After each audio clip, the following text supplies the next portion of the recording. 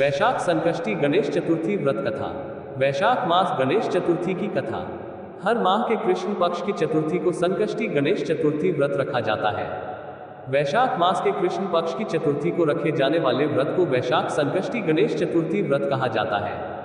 भविष्य पुराण में कहा गया है कि जब मन परेशानियों से घिरा हुआ महसूस हो तो गणेश चतुर्थी का व्रत करें।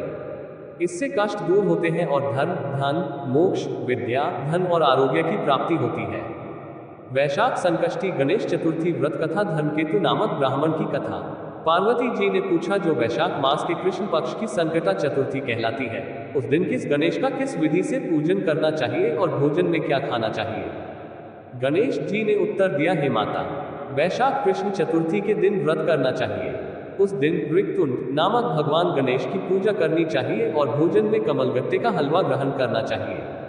हे माँ, द्वापर युग में राजा युधिष्ठिर ने ये प्रश्न पूछा था और उत्तर में भगवान श्री कृष्ण ने कहा था, मैं वही इतिहास सुनाता हूँ, तुम विश्वासपूर्वक सुनो। श्री कृष्ण ने कहा, हे राजन युधिष्ठिर, मैं केवल उसके बारे में बता रहा हूँ जिसने इस कल्याणदात्री चतुर्थी का व्रत किया और उसे फल मिला। प्राचीन काल में रंतिदेव नामक एक महान राजा थे। जिस प्रकार आग घास के ढेर को जला देती है, उसी प्रकार वह अपने शत्रुओं का नाश करने वाला था। यम, कुबेर और इंद्रादिक देवताओं से उसकी मित्रता थी। उनके राज्य में धर्मकेतु नाम का एक महान ब्राह्मण रहता था। उनकी दो पत्नियां थीं, एक का नाम सुशीला और दूसरी का नाम चंचला था। सुशीला प्रतिदिन कोई न कोई व्रत रखती थी, परिणामस्वरूप उनका शरीर कमजोर हो गया था। इसके विपरीत चंचला ने कभी भी व्रत आदि नहीं किया और भरपेट भोजन किया। एक ओर सुशीला को सुंदर गुणों वाली पुत्री प्राप्त हुई तो दूसरी ओर चंचला को पुत्र रत्न की प्राप्ति हुई। ये देखकर चंचला बार बार सुशीला को ताने देने लगी, हे सुशीला, तुमने इतना उपवास करके अपना शरीर जर्जर कर लिया, फिर भी तुमने एक क्षीण कन्या को जन्म दिया। मुझे देखो, मैं कभी भी व्रत उपवास के चक्कर में नहीं पड़ी और स्वस्थ रहकर इसी तरह एक बच्चे को भी जन्म दिया है। सास के व्यंग्य बाण सुशीला के हृदय को बेधने लगे। वह अपनी श्रद्धा के अनुसार भगवान गणेश की पूजा करने लगी।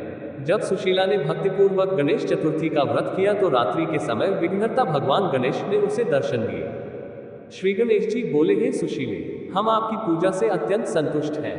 मैं तुम्हें आशीर्वाद दे रहा हूं कि तुम्हारी पुत्री के मुख से मोती और मूंगा निरंतर प्रवाहित होते रहेंगे। हे कल्याणी, इससे आप हमेशा खुश रहेंगे। हे सुशीले, तुम एक पुत्र को भी जन्म दोगी जो वेद शास्त्रों में पारंगत होगा। ऐसा वरदान देकर भगवान गणेश वहीं अंतर्धान हो गए। वरदान मिलने के फलस्वरूप लड़की के मुख से मोती और मूंगा गिरने लगे। कुछ दिनों बाद सुशीला ने एक पुत्र को जन्म दिया। इसके बाद धर्मकेतु की मृत्यु हो गई। उनकी मृत्यु के बाद चंचला घर का सारा धन लेकर दूसरे घर में रहने लगी, लेकिन सुशीला अपने पति के घर में ही रहकर अपने बेटे और बेटी का पालन पोषण करने लगी। कन्या के मुख से मोती और मूंगा गिरने के फलस्वरूप सुशीला के पास थोड़े ही समय में बहुत सारा धन जमा हो गया। इस कारण चंचला उससे ईर्ष्या करने लगी। एक दिन चंचला ने हत्या करने के इरादे से सुशीला की बेटी को कुएं में धकेल दिया। भगवान गणेश ने उस कुएं में उसकी रक्षा की और लड़की सुरक्षित अपनी मां के पास लौटाई। उस कन्या को जीवित देखकर चंचला का मन उद्विग्न हो गया। वह सोचने लगी कि जिसकी रक्षा भगवान करते हैं उसे कौन मार सकता है। इधर सुशीला अपनी बेटी को वापस पाकर खुश थी। उन्होंने अपनी बेटी को सीने से लगाते हुए कहा, श्री गणेश जी ने तुम्हें फिर से जीवन दे दिया है। भगवान गणेश अनाथों के पिता हैं। चंचला ने आकर उनके चरणों में प्रणाम किया। उसे देखकर सुशीला के आश्चर्य की सीमा न रही। चंचल ने हाथ जोड़कर कहा, हे सुशीले बहन, मैं बहुत पापी और दुष्ट व्यक्ति हूँ, कृपया मेरे अपराध क्षमा करें। आप दयालु हैं, आपने दोनों कुलों का उद्धार कर दिया।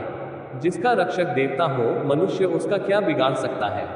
जो लोग संतों और सत्पुरुषों में दोष निकालते हैं, वे स्वयं अपने कर्मों से नष्ट हो जाते हैं। इसके बाद चंचला ने भी संकट हरने वाले और सद्गुण प्रदान करने वाले भगवान गणेश का व्रत किया। श्री गणेश जी की कृपा से उन दोनों में परस्पर प्रेम स्थापित हो गया। जिस पर भगवान गणेश की कृपा होती है उसके शत्रु भी मित्र बन जाते हैं। सुशीला के निर्विघ्न गणेश चतुर्थी व्रत करने के कारण उसकी पुत्र वधू चंचल का हृदय परिवर्तन हो गया। श्री गणेश जी कहते हैं, हे देवी, तुम्हें अतीत का सारा वृतांत सुनाया। इस संसार में इससे बढ़कर विघ्ननाशक कोई दूसरा व्रत नहीं है।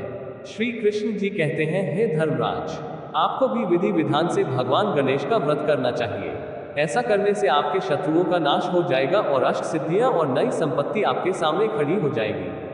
हे धर्मात्मा युधिष्ठिर, तुम अपने भाइयों, पत्नी तथा माता सहित इस व्रत को करो। इससे तुम्हें थोड़े ही समय में अपना राज्य प्राप्त हो जाएगा। वैशाख मास गणेश चतुर्थी व्रत एवं पूजा विधि। वैशाख माह की कृष्ण पक्ष चतुर्थी को गणपति के वक्रतुंड स्वरूप की पूजा की जाती है। सुबह उठकर स्नान करें और भगवान गणेश के सामने दोनों हाथ जोड़कर मन में इस व्रत को करने का संकल्प करें और इस प्रकार कहें, हे वक्रतुंड गणेश जी, मैं चतुर्थी का व्रत करने का संकल्प करता हूँ। आज मैं पूरे दिन निराहार रहकर आपके स्वरूप का ध्यान करूंगी और शाम को आपकी पूजा करूंगी तथा चंद्रोदय के बाद चंद्रमा को अर्घ्य देकर ही भोजन ग्रहण करूंगी। संकल्प के बाद पूरा दिन भगवान गणेश के ध्यान में व्यतीत करें। शाम को स्नान करके स्वच्छ वस्त्र पहनकर भगवान गणेश की धूप, दीप, अक्षत, चंदन, सिंदूर और नैवेद्य से विधिपूर्वक पूजा करें। पूजा के बाद जब चंद्रमा निकले तो पूजा करें और अर्घ्य दें। वैशाख चतुर्थी की कथा सुने या सुनाएं। पूजा के बाद कमलगट्टे का हलवा खाना चाहिए।